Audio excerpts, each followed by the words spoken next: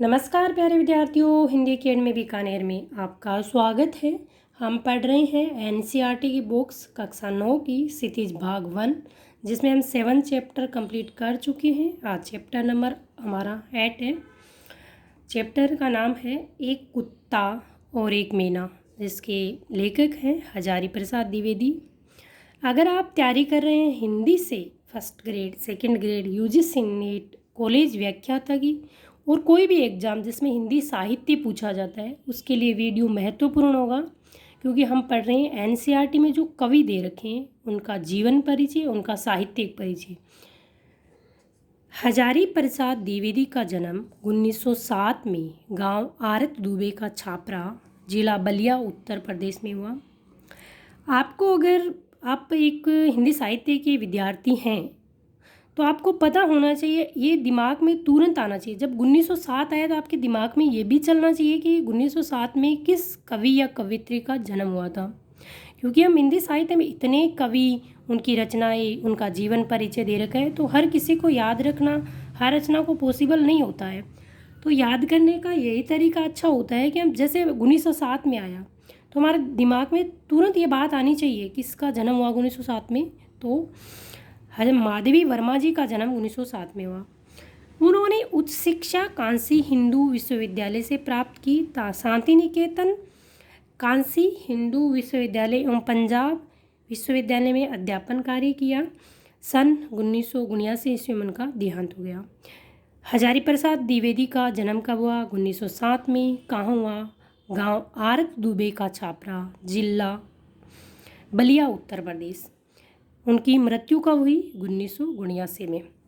साहित्य का इतिहास, आलोचना, शोध, उपन्यास और निबंध लेखन के क्षेत्र में द्विवेदी जी का योगदान विशेष उल्लेखनीय है। उन्होंने साहित्य का इतिहास भी लिखा, आलोचना पर भी काम किया, वो एक आलोचक कवि भी थे, शोध पर भी काम किया, उपन्यास भी लिखे, निबंध भी लिखे। अशोक के फूल कुटुज उनका एक जो रचना है, बहुत ही फेमस रचना है।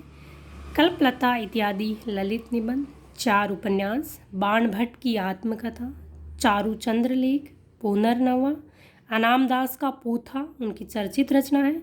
और आलोचना साहित्य में उन्होंने लिखा हिंदी साहित्य का उद्भव और विकास, हिंदी साहित्य की भूमिका, कबीर उनकी प्रसिद्ध कृतियाँ। कबीर आते आपके दिमाग में ये आएगा कि ये रचना कबीरदास जी की है, जो कि हिंदी साहित्य में आपको पूछे कि ये कबीर रचना किसकी है, तो हजारी प्रसाद द्विवेदी की है। उन्होंने साहित्य अकादमी पुरस्कार, पद्म भूषण अलंकार से सम्मानित किया गया। आपको मुझे कमेंट बॉक्स में ये कमेंट करके बताना है कि हजारी प्रसाद द्विवेदी को साहित्य अकादमी और पद्म भूषण अलंकार पुरस्कार से कब सम्मानित किया गया। द्विवेदी जी ने साहित्य की अनेक विधाओं में उच्च कोटि की रचनाएं की। उनके ललित निबंध विशेष उल्लेखनीय है।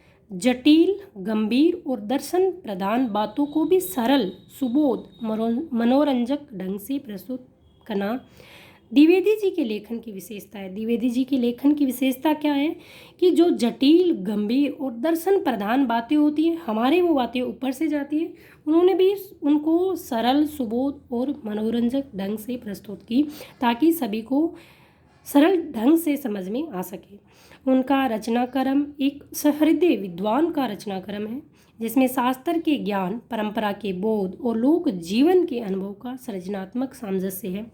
जिसमें उनका रचनाक्रम था, उसमें जो शास्त्र का ज्ञान होता है, परंपरा का जो बोध होता है, लोक जीवन का जो अनुभव होता है, उनका जो सृजनात्मक सामंजस्य इतना ज़बरदस्त था कि उन्होंने शास्त्र का ज्ञान भी सम्मिलित किया, परंपरा का बोध और लोक जीवन का जो अनुभव होता है, उस सब को साहित्य में उन्होंने बड़ी सृजनात्मक ढंग से उन्हें सामंजस्य किया। उनका जो निबंध है एक कुत्ता और एक मैना, उसको हम देख लेते हैं कि इसमें उन्होंने क्या बताया है। निबंध में न केवल पशु पक्षियों के प्रति मानवीय प्रेम प्रदर्शित किए, बल्कि पशु पक्षियों से मिलने वाले प्रेम, भक्ति, विनोद और करुणा जैसे मानवीय भावों का विस्तार भी किया है।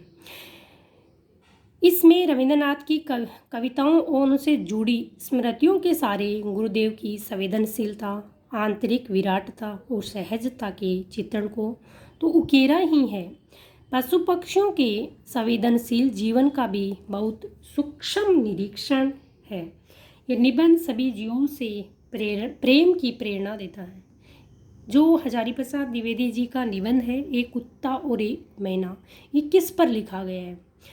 ये बताता है निबंध कि हमें एक मानव के प्रति ही प्रेम नहीं, बल्कि पशु पक्षियों, जीव जंतुओं, पेड़ पौधों के प्रति भी एक संवेदनशीलता रखनी चाहिए। ये निबंध हमें यही सिखाता है कि जीवों के प्रति प्रेम की प्रेरणा देता है। प्यारे विद्यार्थियों, आप कुछ भी बनना चाहते हैं, क्या बनना चाहते हैं, कहाँ तक जाना चाहते हैं, किन ऊंचाइयों तक आप जाना चाहते हैं, ये तो मुझे नहीं पता, पर मैं ये ज़रूर जानती हूँ कि हमें एक मानव होने के नाते सबसे पहले हमें मानवता अपनानी चाहिए। हमारे अंदर मानव होने के नाते एक मानवता का भाव होना चाहिए।